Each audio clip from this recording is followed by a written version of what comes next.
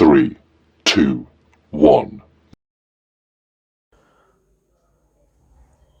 नमस्कार, जय श्री राम। मित्रों, मैं नरेंद्र शास्त्री आज फिर आपके बीच में आया हूँ कुछ सुलगते हुए सवाल लेके, जो जनता जानना चाहती है, जनमानस के मन में है। ऐसे कुछ सवाल आपके भी मन में ये होगा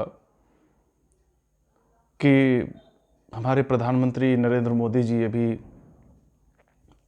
इटली, रोम की यात्रा पे गए थे और वहाँ उन्होंने पोप से मुलाकात की। पोप वही ईसाइयों के सबसे बड़े धर्मगुरु,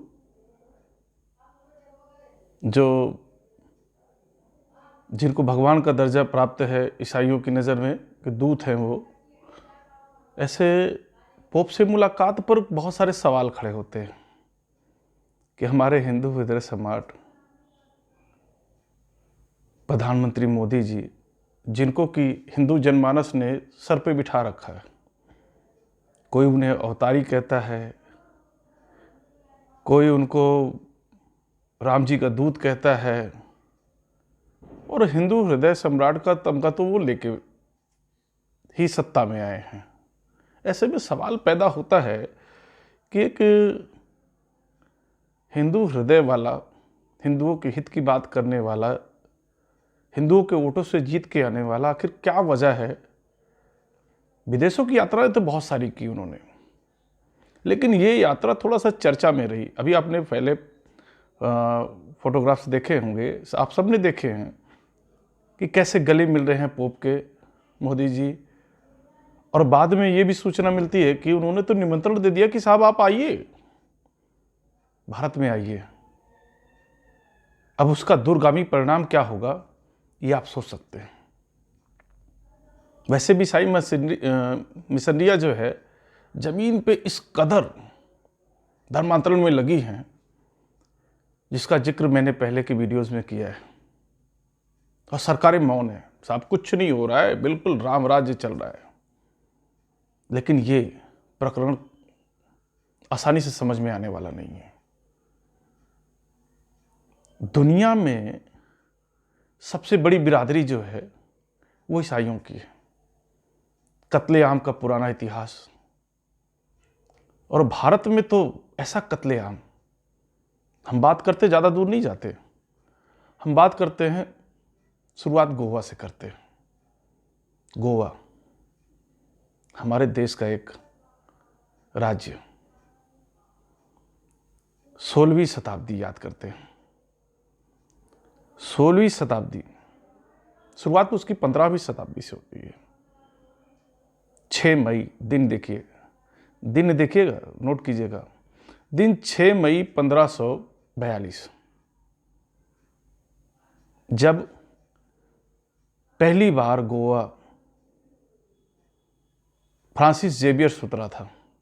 फ्रांसिस जेवियर एक जाना पहचाना नाम, जिसके नाम से आज बहुत सारी संस्थाएं हमारे देश में चल रही हैं, विद्यालय, चर्च, ऐसी बहुत सारी, खुद को समाज सेवी कहने वाले, जिसको संत का दर्जा मिला।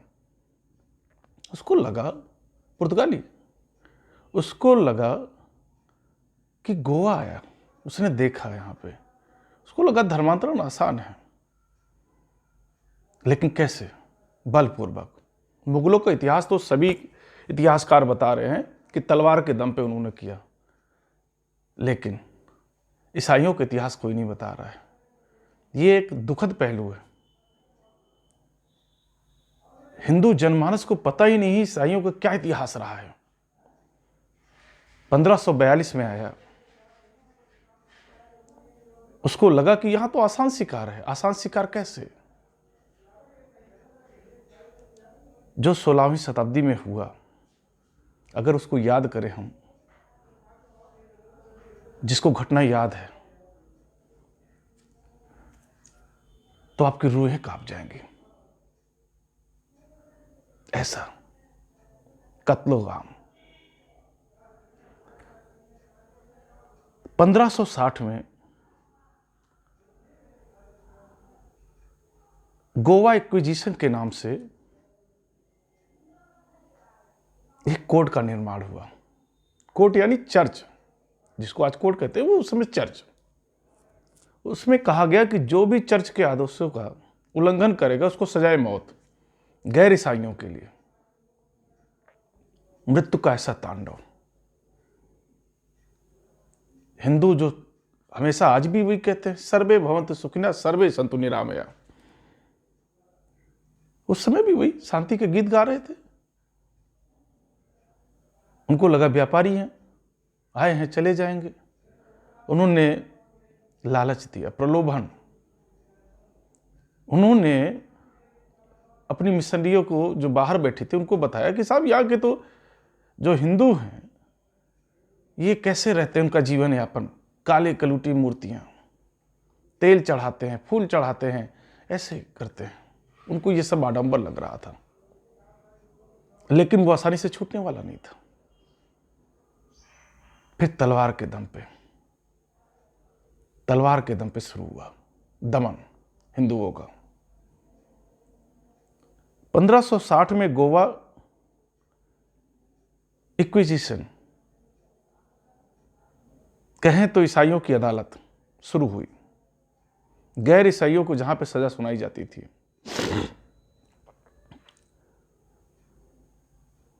हद तो तब हुई 18वीं शताब्दी में। 1812 में हजारों लोगों को मौत के घाट उतार दिया गया। अब सोचिए, 200-250 वर्षों में गोवा हिंदू विहीन हो गया। अभी तो कुछ लोग हैं, कुछ ईसाई हैं जो ये मानते हैं कि उनके पूर्वज हिंदू थे। उनको आज हमारी संस्कृति से लगाव हो रहा है, लेकिन वो कत्लेआम, लोगों को जिंदा जला देना, जिन हिंदुओं ने गोवा एक्विजिशन के समय पूजा पद्धति को अपनाए रखा, उनकी सजा थी जिंदा जला के मार देना। औरतों के, हमारी महिलाओं के ऊपर ऐसी कठोर दंड दिए गए। बेस्ट वीपर एक यंत्र है जिसको ईसाइयों ने इजाद किया, एक चिमटी के तरीके से, जिसको गर्म करके महिलाओं के स्तन काट दिए जाते थे। उनका दंड ये था।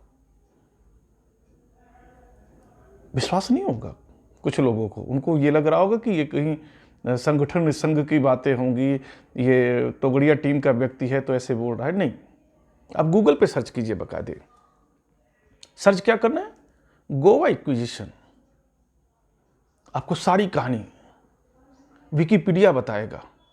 सैकड़ों साक्ष्य आपको मिलेंगे, कैसे हिंदुओं को बर्बरता के साथ मारा गया, निर्ममता के साथ।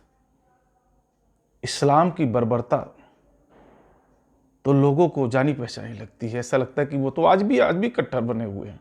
लेकिन ये स्वीट पॉइजन जो है, अभी क्या है, ईसाई बड़े स्वीट पॉइजन के तरीके से जहर दे रहे हैं, मीठा जहर जिसको कहते हैं।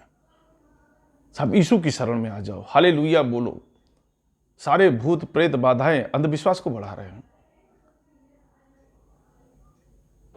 ऐसी घटनाएं, 16,000 से ज्यादा हिंदू मारे गए गोवा में। सिर्फ गोवा की बात मैं कर रहा हूं, बाकी इतनी कत्ल गैरत हुई पूरी दुनिया के। तो आप इतिहास आप पलटेंगे तो आपको इतिहास बड़ा अजीब सा लगेगा कि साहब गूगल तो बहुत छोटे हैं। सबसे बहसी लुटेरे तो ये थे जो अंग्रेज आए थे, धर्मांतरण करा के अपनी संतानों को, अवैध संतानों को यहीं छोड़ गए। बहुत बुरी स्थिति थी। और ये सब करने वाला कौन था? फ्रांसिस जेवियर, जिसके नाम पे आज हजारों संस्थाएं, लाखों संस्थाएं रन कर रही हैं। और उसी समुदाय के सबसे बड़े पुजारी, जिसको पोप कहते हैं, उसको गले लगा के भारत आने का निमंत्रण देके हम क्या निमंत्रण दे रहे हैं? ईसाईकरण को बढ़ावा दे रहे हैं। कहीं ना कहीं मानसिक दबाव बन रहा है हिंदुओं के ऊपर। मोदी जी एक चेहरा नहीं है, वो सिर्फ प्रधानमंत्री नहीं है, वो हिंदुओं के लिए एक अवतारी पुरुष माने जाते हैं। कि मोदी जो कर रहे हैं अच्छा ही होगा, इसमें भलाई होगी। लेकिन कौन सी भलाई? आम जनता को यह मैसेज जा रहा है कि साहब मोदी जी कहीं ना कहीं बाइबल को माथे पे लगाते हैं, तो उनको लगता है कि मोदी जी ईसाई धर्म का सम्मान करते हैं, तो ईसाई धर्म निश्चित तौर पे बड़ा होगा। वो एक आम आदमी नहीं है, एक बहुत बड़ा जनमानस जिनको लोग अंधभक्त कहते हैं, मोदी जी के फॉलोवर हैं। और मोदी जी की हर एक्टिविटी पर बहुत गौर से नजर रखे हुए हैं, बहुत गौर करते हैं। उनके फॉलोवर, वो भेड़ चाल वाली भाषा कहे ना, तो भेड़ चाल कि साहब मोदी जी जा रहे हैं, पीछे पीछे हमको चल रहे हैं। लेकिन पोप को गले लगाना, उनको आने का निमंत्रण देना, ये कहाँ की सूझबूझ थी? हमारे यहाँ किसी देश का राष्ट्राध्यक्ष आता है, राजनेता आता है, क्या वो शंकराचार्य जी से मिलने जाता है क्या? शंकराचार्य,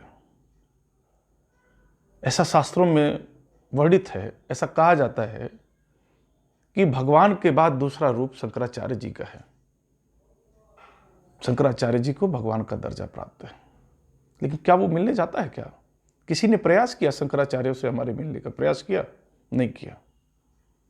आखिर ऐसी कौन सी मजबूरी थी जिसके कारण मोदी जी को पोप को गले लगाना पड़ा, बाइबल को माथे लगाना पड़ा? ये तो अब उनके संगठन के व्यक्ति ही बता सकते हैं। लेकिन ऐसा प्रतीत होता है कि कहीं ना कहीं धर्मांतरण कराने वाली संस्थाएं हमारे राजनीतिज्ञों पर दबाव डाल रही हैं, और उनके ऊपर दबाव का काम भी कर रहा है। क्योंकि आखिर मोदी जी रोम गए, ये तो राम की बात करने वाले थे ना, आखिर इनको रोम से क्या लगा हो गया? और वहां जाके बाइबल को माथे लगा के पोप को निमंत्रण देना, कहीं से भी सूझबूझ नहीं लगती। बच सकते थे मोदी जी। क्या गोवा नरसंहार के लिए कोई ईसाई माफी मांगेगा क्या? कोई ईसाई ये कहेगा कि हजारों लोगों की हत्याएं हुई, उसके लिए गलती की क्षमा याचना करेगा क्या? नहीं करेगा। उसकी वजह है हिंदुओं की उदासीनता। ये आसान शिकार समझे जाते हैं। इस्लामी संगठन हो या ईसाई संगठन, इनको बड़ी आसानी से शिकार बनाते हैं, धर्मांतरण कराते हैं। इस पर विचार करने का समय है। आज का जो सवाल है यही है कि आखिर इस यात्रा का उद्देश्य क्या था? पोप को भारत का निमंत्रण क्यों? यही सुलगता सवाल है। जवाब राजनेताओं को देना है, उनके संगठन के लोगों को देना है, लेकिन जनता को होशियार रहना पड़ेगा, क्योंकि ये राजनेता हैं, गिरगिट फेल हो जाता है इनके रंग बदलते देख के। इनके रंग के आगे गिरगिट फेल है। ऐसे ही कुछ नए सवाल लेके आने वाला हूं मैं आने वाले वीडियोस में। तब तक फॉलो और लाइक करें, शेयर करें। धन्यवाद। जय श्री राम।